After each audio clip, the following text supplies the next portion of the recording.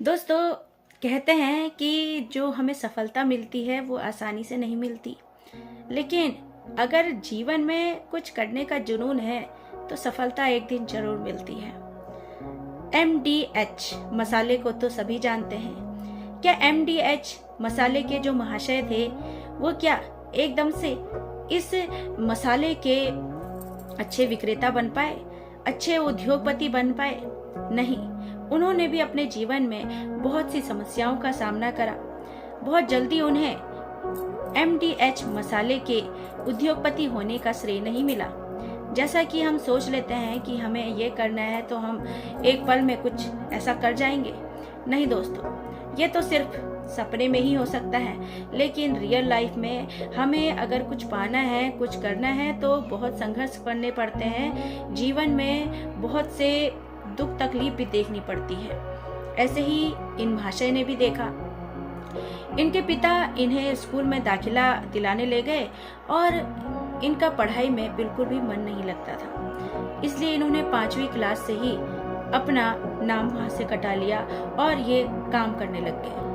जब इनके पिता ने कहा कि आप बढ़ई का काम करो तो इन्होंने कहा ठीक है, मैं बढ़ई का काम कर लेता हूँ। बढ़ई का काम करा, लेकिन उसमें बहुत मेहनत लगती थी तो इन्होंने कहा नहीं, ये काम मेरे बस का नहीं है। फिर पिताजी ने कहा कि चलो तुम तांगे चलाने का काम कर लो। तो उन्होंने कहा ठीक है, मैं तांगे चला लेता हूँ। कुछ दिन तांगे चलाने का काम करा, लेकिन उसमें भी इनका मन नहीं लगा।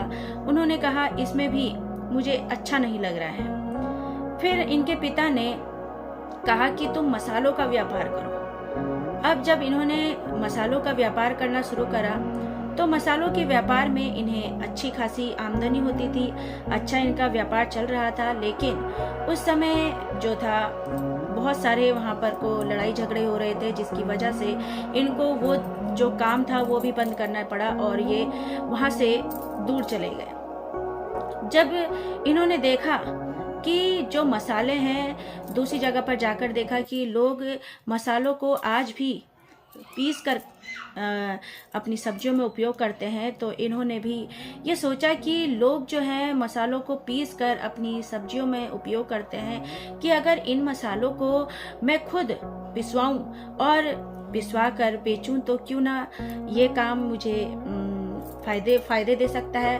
फायदेमंद रह सकता है। तो इन्होंने दूसरी जगह जाकर अपनी एक छोटी सी दुकान खोली और जो मसाले पहले ये बाहर पिसवाते थे और बाहर के चक्की वाले क्या करते थे, दूसरा मसाला भी उसमें मिला देते थे। इस तरह से उन्हें पता चल जाता था कि ये कुछ ना कुछ मिलावट कर रहे हैं। तो